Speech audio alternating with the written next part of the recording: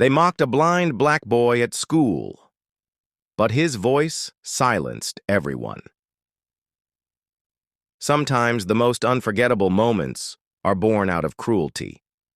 In a crowded school auditorium, a blind black boy was singled out, not for his talent, but as the punchline of a cruel joke. Laughter filled the room as he nervously stood on stage, clutching the microphone. The plan was simple: humiliate him, watch him stumble, and move on. But what happened next would leave the entire school in stunned silence. His voice, raw and powerful, shattered every cruel whisper in the room and turned mockery into awe. What started as humiliation became a lesson no one would ever forget. Marcus had grown up in a small town where fitting in wasn't easy.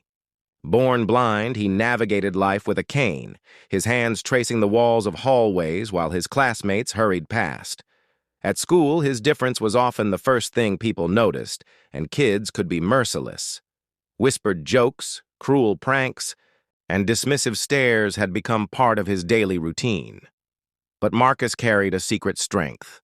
At home, away from the noise of the world, he sang. Music was his refuge, his way of seeing the world without eyes. His mother often told him that his voice carried the weight of his soul, that it could move mountains if only he let it be heard. Yet Marcus rarely sang in public. He feared the judgment, the ridicule, and the reminder that people didn't see him for who he was, but for what he lacked.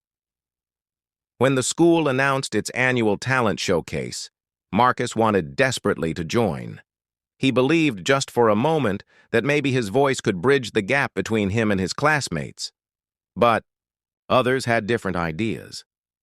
A group of boys thought it would be funny to convince him to sign up. To them, he wasn't a performer. He was a punchline. Behind his back, they laughed, betting how quickly he'd stumble or how awkward the audience would feel when he failed. Marcus agreed, unaware of their plan. He believed, perhaps naively, that this was his chance to finally belong. What he didn't know was that this cruel setup would soon turn into one of the most unforgettable moments of the year. The day of the talent show arrived. The auditorium buzzed with anticipation, filled with parents, teachers, and students. For most kids, it was a chance to show off. Dance routines, comedy skits, piano performances. When Marcus's name was called, the room shifted. A few kids snickered. The boys who had tricked him elbowed each other, grinning wide as Marcus made his way toward the stage, guided by a teacher's gentle hand. He stood in the center, microphone trembling slightly in his grip. The spotlight burned down on him, but he couldn't see it. He could only feel the weight of hundreds of eyes staring, waiting, doubting. From the back of the room, a boy muttered loud enough for others to hear, "This is gonna be hilarious." A ripple of laughter followed. Marcus cleared his throat. For a second, his courage faltered. Every mocking word he'd ever heard seemed to echo in his ears. Maybe they were right. Maybe he didn't belong here. But then, he remembered his mother's voice. "Your gift is bigger than their judgment." He took a deep breath. The first note rose from his chest, soft but steady. The laughter faded, replaced by an unexpected hush. Marcus sang not with hesitation, but with a power that surprised even him. His voice was rich, filled with emotion, carrying a depth of pain and hope that no one could ignore. Each lyric cut through the silence, weaving a story of resilience, of finding light in the darkest places. The students who had laughed now stared, wide-eyed. Some shifted uncomfortably in their seats, realizing the cruelty of their joke. Teachers leaned forward, mesmerized.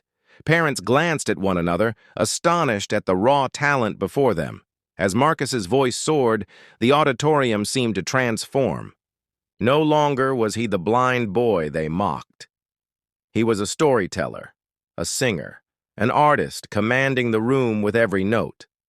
By the time he reached the final verse, the tension was palpable. His voice cracked slightly, but it only made the performance more real, more human.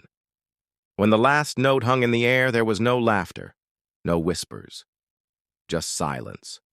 A silence heavier than any sound.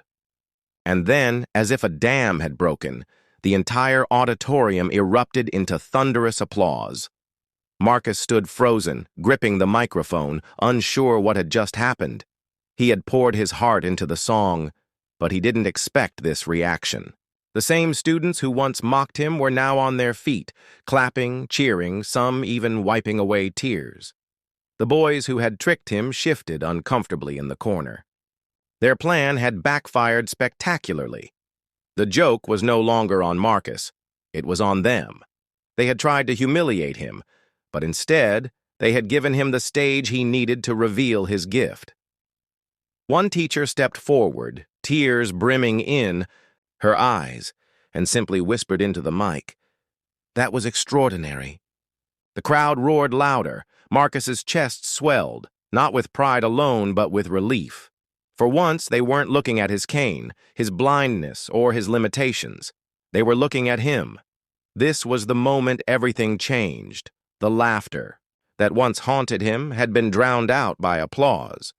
The boy they saw as weak had just revealed a strength far greater than any of them expected. From that day forward, Marcus was no longer just the blind kid. He was the boy with the voice that could silence a room. Students who once ignored him now greeted him with respect. Some even apologized, though words could never fully erase the cruelty he endured. But Marcus didn't let bitterness take root. Instead, he carried himself with quiet dignity, using his voice not only to sing, but to inspire. He began performing at community events, church gatherings, and eventually regional competitions. Each time he stepped on stage, he carried with him the memory of that night, the night a cruel joke transformed into a moment of triumph. The boys who mocked him never forgot either. Their laughter had turned to shame, and though they wished to erase their part in the story, they couldn't. Marcus's performance was now etched in the memory of the entire school. Years later, when asked about that night, Marcus didn't dwell on the cruelty. Instead, he smiled and said, "They gave me the microphone. I just chose to use it. And perhaps that's the lesson for us all. The world may try to define you by your limitations, by the things they think you can't do. But sometimes the very stage meant to humiliate you can become the platform that reveals your greatest strength. So the next time you're tempted to laugh at someone different, ask yourself, what if the very person you underestimate is the one who has the power to leave you speechless?